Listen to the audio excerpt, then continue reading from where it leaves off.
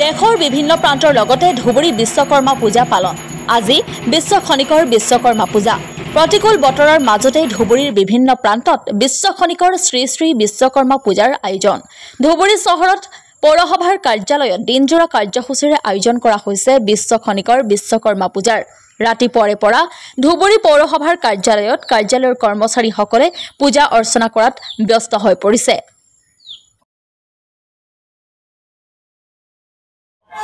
যে আজি বিশ্ব খনিকৰ বিশ্বকৰ্মাৰ পূজা হয় তথা ভাৰতৰ নৱভাৰতৰ নিৰ্মাণদাতা মোদীজীৰো আজি জন্মদিন আৰু ৭৫ বছৰত তেখেতে ভৰি দিলে।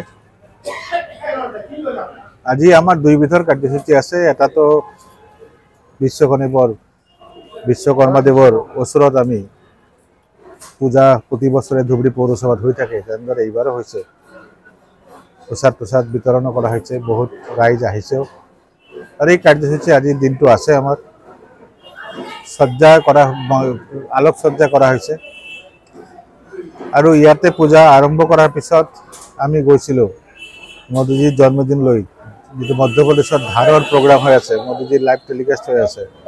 সেইটো আমাৰ Ayushman Arogya Mandir Dhubri urban health centre ward number 11ত তাৰে যিটো প্ৰগ্ৰাম হৈ আছে তাতেও আমি উপস্থিত আছিলোঁ। ময়ো আছিলোঁ, জোৱান ডিৰেক্টৰ চাহাবো আছিল। তেনেকৈ বিভিন্ন ঠাই ভাৰতীয় জনতা পাৰ্টিৰ সদস্য হিচাপে আমি গৈছিলোঁ ধুবুৰী বিজেপি অফিচত, তাতে ব্লাড ডোনেশ্যন কেম্প হৈ আছে।